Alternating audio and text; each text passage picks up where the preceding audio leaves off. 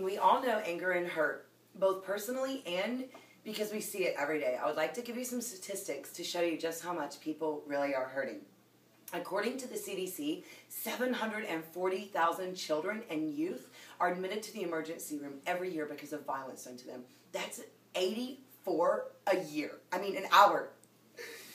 3 million reports of maltreatment are reported to the state and local agencies a year against children. That equals 6 every minute. I can personally attest to the destruction that comes from anger and hurt. I blamed God for everything that people did to hurt me. And I can also attest to how much my heart and life changed after I received inner healing.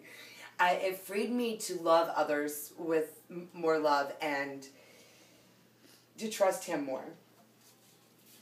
I'd like to present a solution today for anger and hurt.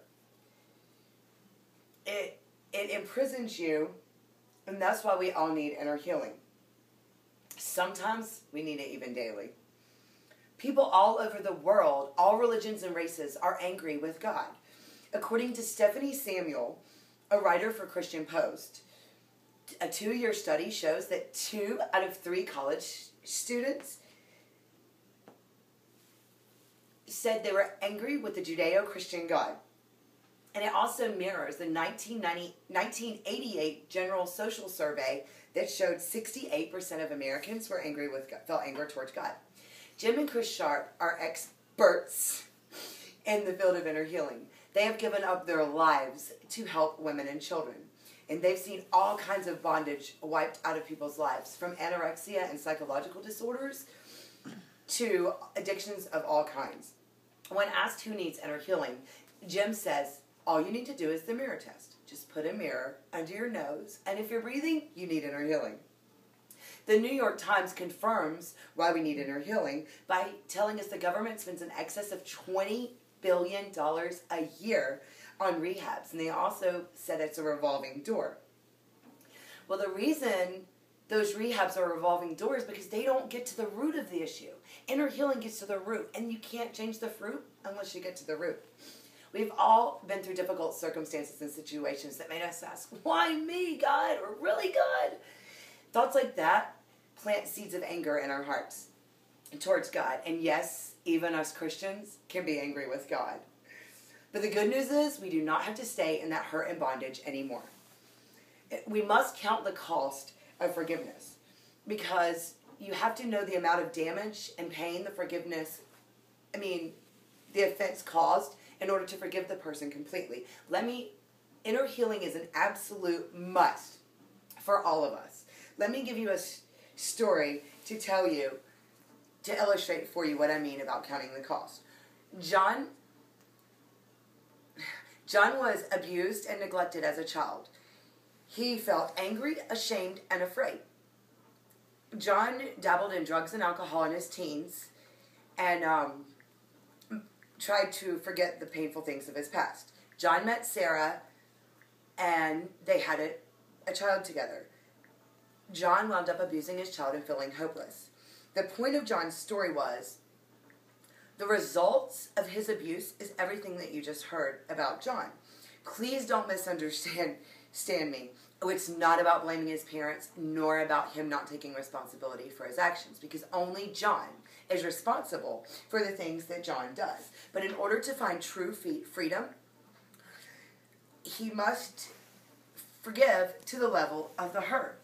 And the way to measure it is to know what resulted from the abuse. And he must also realize that his parents loved him to the best of their ability, because they could only give what they had received. They could not give what they didn't possess. Another example I can give you is, say you owe a $10,000 debt. And if you pay $1,000 on that debt, what are you doing? The $9,000 is still there, whether or not you pay it or recognize it or not. First, we must forgive ourselves, which is actually the hardest part of it all. Then we must forgive the people who hurt us and forgive God. Of course, God never actually did anything wrong. And it's okay, because God can take us expressing our anger at Him. He actually wants that type of intimacy with us. We've all had those moments where we said something to our kids, and immediately we realized, my mom used to say that to me. Well, I bet when you were a kid and your parents said hurtful things to you, you thought to yourself, I will never do that to my kids. Well, you just found the reason you did it. The easiest way to recognize judgments is 2 keywords, always and never. God is the only person capable of always and never. We are humans. We are not capable of always or never. To begin your own journey, all you have to do is write down the painful things from your life, and under them make a list of what resulted from them and also the way they made you feel. And take those things to God and forgive to the level of the hurt. And then you need to search for your inner vows and judgments. And remember, those are the always and never statements I mentioned earlier. And all you need to do to break a judgment is say, God, Lord, I forgive blank, and please bring this judgment to death on your cross. Inner healing can bring about such great things in your life. It can give you a greater capacity to love. It rids you of all malice and bitterness. It helps you release yourself and others. And it also, your wounds become scars, and scars don't hurt. And then God will turn every one of your hurts into a victory, because He's going to allow you to help others with hurts similar to yours.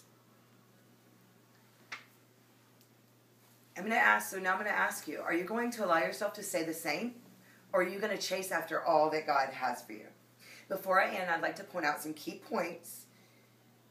We live in a fallen world and we can't escape hurt. But we can change how we respond. Hurt people. And please don't forget, the judgments we make in our lives will show up later.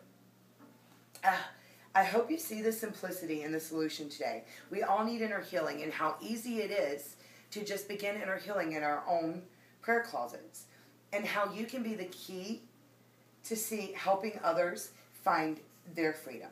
Thank you.